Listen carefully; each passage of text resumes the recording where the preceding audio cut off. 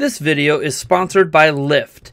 Lyft is a no-hassle taxi service that can be used in many cities throughout the United States from a simple app on your phone and is available 24 hours per day, 365 days a year. It offers competitive pricing, and for a limited time, you can get $5 off your first Lyft ride through a link in the description. In addition, Lyft is always looking for new drivers, and if you qualify, you can use the promo code NINDY to earn an additional $160 in your first 30 days as a Lyft driver. At Lyft, you work when you want, setting your own hours of availability. Lyft offers competitive pay and is a great way to earn some extra money. As always, you can find links to everything regarding Lyft in the description below. Hey everyone, welcome back to another episode of Prime Comments. Some awesome stuff this week. Let's get right into it. This next comment here comes from our video on PlayStation, Xbox, Nintendo, and PC gaming fans. It's time to come together. And this comment is by Stardust Speedway Gaming, and they said, I remember on a stream I was holding, someone said they were going to get rid of their Xbox One and only play Switch. I advised against it, because Xbox has a larger and more diverse library than Switch. Ever since I started watching Nintendo Prime, I got to see a bunch of different perspectives. My younger brother got an Xbox One for Christmas, and even if I didn't play it as much, I play Xbox One, because I get access to Sonic titles that aren't on Switch. I play a console for my needs and preferences. I play Switch for its portability and Nintendo first-party titles. I never play any console for graphical output because of my poor eyesight. 4K makes no difference to me. Heck, Super Mario Odyssey, Super Mario Sunshine, and Super Mario Galaxy might as well be on the same system in my eyes. I simply can't see that much of a difference graphically. Somehow, other people can see a huge graphical advancement, but me, no. Not the way I see things in a literal sense. Gaming is supposed to be about the diversity in play that allows for unique experiences and fun activities to be accessed by anyone who has the budget to do so. Personally, for those with low funds and not a lot of time, I would recommend Switch. For those wanting power, I would recommend Xbox. For graphics, GameCube era and beyond are all pretty much the same. So just buy the console with the exclusives you prefer because it makes no difference. Just do what you want and don't invest in EA. Alright, so I was with you right to the last remark. But I really want to highlight this comment because forget about the graphical fidelity thing. Obviously, you have a physical limitation in your eyesight. Obviously, I do too. That's why I got to wear glasses. But when I put my glasses on, I can tell a difference.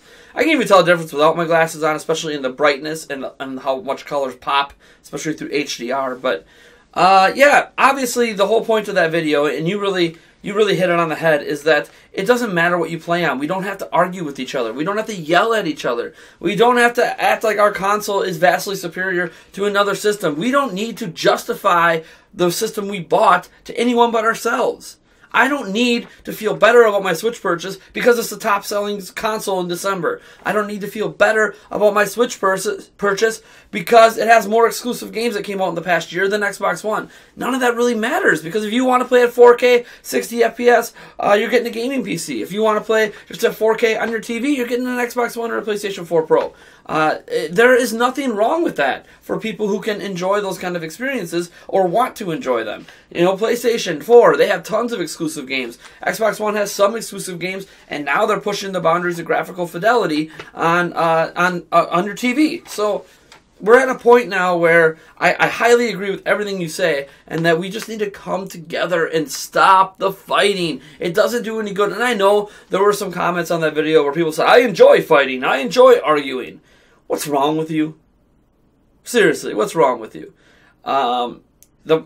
It's not that we can't have debates and arguments about, comparing the systems and comparing games and which one do we prefer, but it's where we tell people that they are gutter trash for their choices. And that's kind of why I don't like your comment at the end, when it says just do what you want, but then you kind of take that back by saying, but don't invest in EA.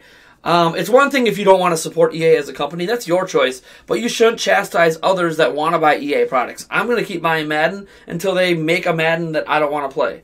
I'm probably gonna pick up Faye. I understand all the backlash over Star Wars Battlefront 2, but guess what? That backlash led to massive changes with the game, and there's no reason really not to pick up the game. Just if they bring paid loot boxes back, don't support it. We're just at a point now where we shouldn't be judging or telling other people what to do with their gaming needs and their budget and their money. If they ask for our opinions, if they want to read reviews, that's great. But even when I do reviews, it's still going to be one of those, yeah, maybe this isn't for me, or maybe it's not because of the X, Y, and Z, but I could still see the appeal for people who are into this or into that. Blah, blah, blah. Like, we shouldn't be telling people where to spend their money and chastising them for choosing other products over the products we prefer. But thank you so much, Stardust Speedway Gaming. Excellent comment on the whole. I greatly appreciate that somebody in the comment section kind of understood my messaging from that video. Moving on, the next comment comes from our Switch Accessories, Nintendo's Influence, and Rumors Galore, Nintendo Prime Podcast, episode 47. And this comes from Lum Company. No one is going to buy a portable PlayStation 4. Not only the market is small, but just look at the support of PS Vita or even PSVR. Customers just don't trust Sony having games. Vita is a glorified Japanese game machine, and even PSVR isn't getting much support, apart from indie VR studios and a little bit of smaller projects. Well, one, that's not exactly true. Resident Evil 7 is not an indie game, nor is it a small project, and there are other big VR games like that in the works for it. VR is a slow adoption rate, so it doesn't make a lot of sense for big AAA companies to invest heavily in it yet, but there are some that are like, look, I released this game like a year ago, I can start to try to get it to work in VR slowly with a small team. And that's kind of the way VR is right now. VR is a niche in the gaming market that is slowly growing. We'll see if it ever fully takes off. I obviously don't think the current PlayStation VR, Oculus Rift, and HTC Vive and Galaxy headset things and stuff like that are really where VR is going to be in 10 years. But this is kind of the start of potential mass popularity of VR a decade from now. You know, where it is now and where it's going to be 10 years from now is going to be completely different. And we're just at the beginning. We'll see if there's continued growth in that market. Now, when you talk about no one would buy a portable PlayStation 4, you couldn't be more wrong. You know, when you talk about the market being small, for starters, the handheld market's bigger than the home console market. That's always been the case. But besides that, when you look at the support of the PS Vita or the PSVR, customers don't trust Sony having games. The issue with the Vita, and obviously this is a personal opinion, I'm not Sony, I can't give you any facts based here, but I felt the issue with PlayStation Vita was that PlayStation was trying to support two platforms. They were trying to support the PlayStation 3 and the Vita, or the PlayStation 4 and the Vita at the exact same time. And Sony just doesn't have the kind of games output to do that. We can argue Nintendo doesn't have that kind of game output either. Nintendo has been doing home console and handheld support for all of these years, but now, you know, when you look at the recent systems and they lose third-party support, suddenly there's been some huge gaps in game releases on both 3DS and Wii U. And when that happens, it makes you believe that Nintendo doesn't have a high enough game volume on their own to even properly support Wii U and 3DS. I mean, if you look at it, Wii U and 3DS, only one of those sold well. If you look at now Switch compared to Wii U and 3DS, Switch is the thing selling the best. It's massively outpacing the 3DS. So Nintendo doesn't have the ability either to support multiple platforms, and I feel like that is what did in the Vita, is that Sony was still trying to support two separate platforms. Most of their effort went to where they were making the most money, which was PlayStation 3 and PlayStation 4, which is the smart business decision, and because of that, they didn't really invest in the growth of Vita. Now, for a portable PlayStation 4, it's different, because it's the same platform people already own, but now they can take it on the go, and a portable PlayStation 4, being able to take PlayStation 4 games on the go and have the exact same quality as the base PlayStation 4 means it's all the same system. So yes, they would still have a console under your TV and a console on the go, but it's the exact same console. They don't have to make different games for a portable PlayStation 4 than they do a normal PlayStation 4. All they have to do is make those games either 100% digital, which is possible. Even if you have a physical medium, if you install the physical medium on your base PlayStation 4, they can look at a way to make that like a registration key from your base PlayStation 4 to download that game onto your portable version. And with cloud saving, you can actually share saves back and forth. That actually makes a lot of sense for a portable PlayStation 4. Now, here's the caveat. Portable PlayStation 4 technology would not be possible yet. It feels weird saying that as PlayStation 4 came out in 2013 and was already behind PCs at the time. But the thing is, mobile technology is always massively behind performance-wise in comparison to, an under-box system or a PC. So Tegra X1 and X2 are kind of at the top end. There's a couple chips, especially from Apple now, that are also way up there, but they are still not at the performance level of a base PlayStation 4. So the mobile technology just doesn't exist yet to put PlayStation 4 mobile the way Switch is.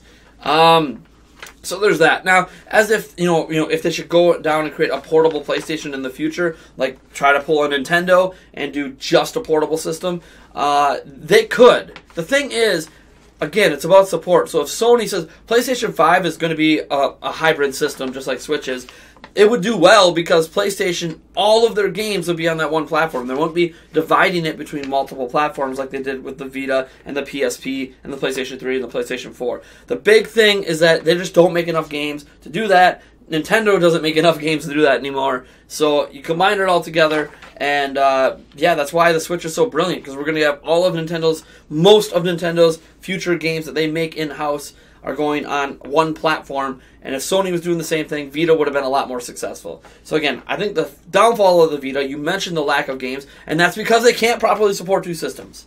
That was my take. Let's move on. I wouldn't mind a PlayStation 4 portable, by the way. I'm totally not against that. Moving on, the next comment comes from the game announcement that saved January's Nintendo Direct.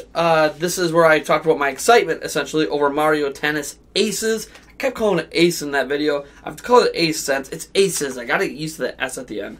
And this comment comes from Zoltar, or Zoltor, however you pronounce that. And they said, unlike golf, which is a better video game format, like millions of times better, tennis is as boring, if not even more so, in video game format, as it is in real life. Nintendo really should have made a Mario Golf, not a stupid tennis game. WTF were they thinking? Well, that's the problem. Clearly they weren't thinking at all. Thankfully, the Switch has Golf Story, which is better than any past Mario Golf game anyway. If they weren't going to make a Mario Golf, they should have at least made a baseball game, which the Switch could really use after the meh-fest that is MLB. It's really bad when the NES MLB games were so much better than an iteration that came out in 2017. Where do we start with this? For starters, I don't think golf and tennis are boring in real life. Now, I admit golf and tennis aren't much fun to watch in real life. Like when you're watching the Masters or the US Open or you're watching Wimbledon or something. I understand why that's not very entertaining on TV because there's not a lot of action. But when you play the sports, if you actually go out and play golf and go out and play tennis, as I have in my life, I still play golf to this day. If I get in a little bit better shape, I might even pick tennis back up. I have tennis rackets and all that stuff. Because, I used to play. I was never great, but it's fun. It is fun. It is a lot of fun to play golf and tennis. Just like it is for any other sport. I love playing basketball and football and soccer and all the other sports as well, volleyball. I'm really big into all that stuff. And golf and tennis are the exact same to me in terms of playing. Now, in terms of entertainment value and looking at it on a screen, video game versions are massively better for that entertainment value. Not just the golf. And I agree, Golf Story is like one of the best golf games to ever exist. That's not a simulation game. Because, again, some people are going to like the PGA Tour games over this because that's simulating real life, and people like simulation games. That's why I like Madden. That's why I like NBA 2K18. And it's funny when you talk down about the baseball game that's on Switch. Well, that's not even what most people are playing these days. They're playing MLB The Show. The 2K MLB game hasn't existed for a few years now, sadly. And I would like to see another game crop up to challenge MLB The Show. While MLB The Show is good, it's starting to get stale year after year on PlayStation because there's no competition pushing them to do better. So I actually want 2K or somebody else to get back in the baseball game. Plus, obviously, MLB The Show is not going to come to Switch. I love sports simulation games, if you can't tell. But yeah, here's the thing. Like when you talk about the golf being a better in video game format, like a million times better, tennis is boring. I just can't agree with you there. Obviously, I have a lot of fun with Mario Tennis in the past, and plan to have a lot of fun with Mario Tennis Aces. But yeah, I mean, this is the thing. I'm not going to be able to change your opinion. And that's fine. It's okay that you don't like Mario Tennis and prefer Mario Golf. But you need to be careful when you do things like, say WTF, what were they thinking? That's the problem. Clearly they weren't, because they made a tennis game instead of a golf game. I mean, again, this is a case of taking your personal preferences and trying to push them on everybody else. Man, Nintendo wasn't thinking because they made a tennis game instead of a golf game. Yeah, a tennis game with a full single-player campaign that looks extremely, extremely fun. And even if it doesn't look fun to you, that's okay. Not every game Nintendo makes has to be for you. Not every game any company makes has to be intended for you. Well, you have to recognize, as I was saying in this video, there are people that enjoy Mario Tennis, like me. You should let me be able to enjoy it. You shouldn't have to chastise the games I enjoy just because you prefer a different type of sports game, such as, in your case, baseball or golf. So, yeah, that's just kind of where I think I'm going to leave that comment. They're going to make a Mario Golf game again. It's going to happen, but Mario Tennis should exist too.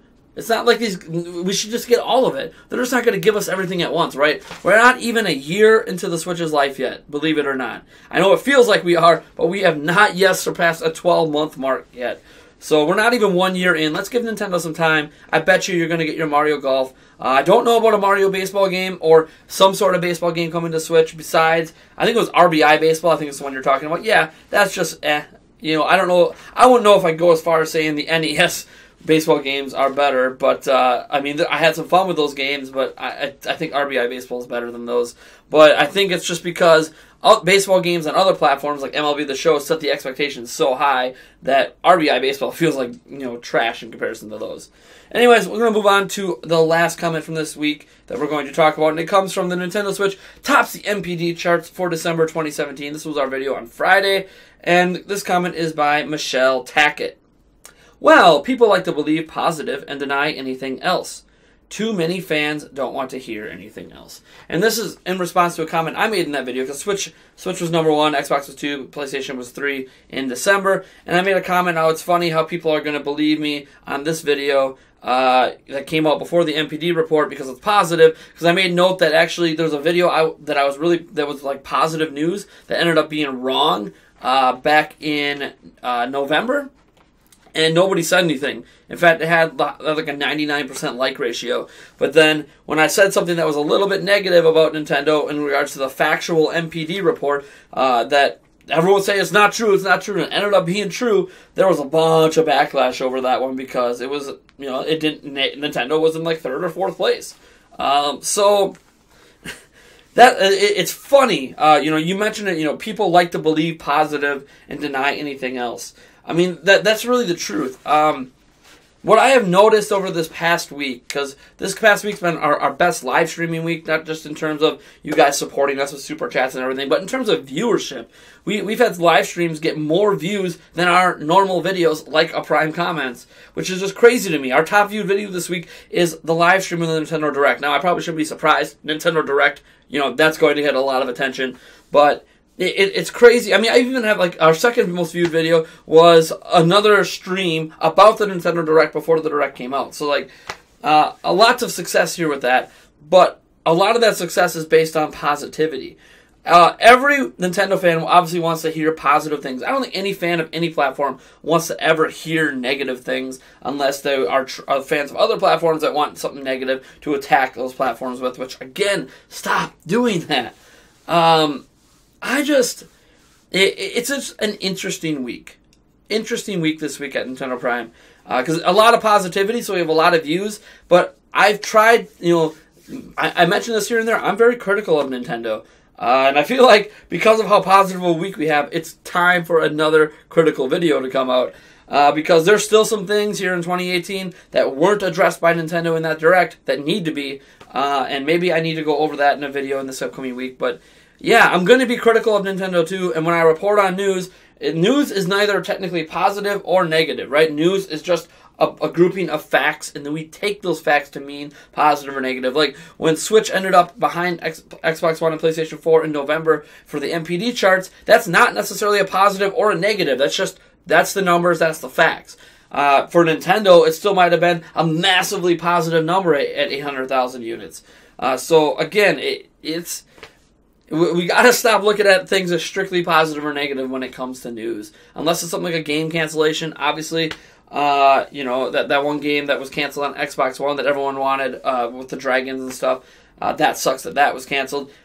We have to wonder now if Steep coming to Switch has been canceled, and Ubisoft's just not saying anything. Just game cancellations suck, but again, it's still technically just a fact. It might not be negative for some people.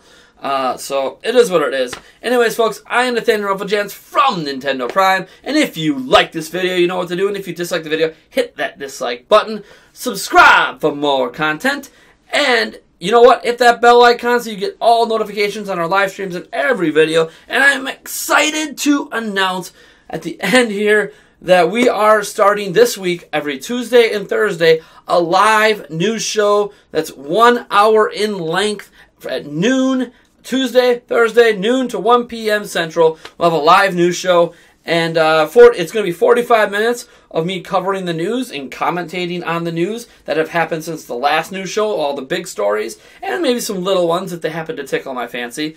And we'll probably have a segment in there talking about games of this week on the first show of the week, where on Tuesday where we might go over these are the games releasing this week for those that care and want to know.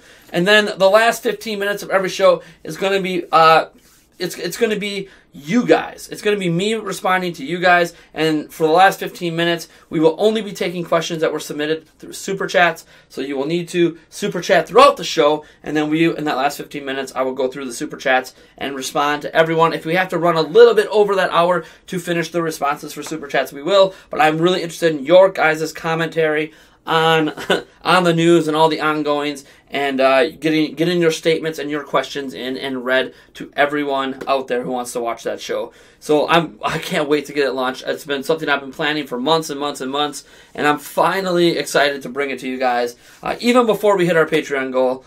So I might have to change our stretch goal on Patreon, but it is what it is. Anyways, folks, I will just catch you in the next one.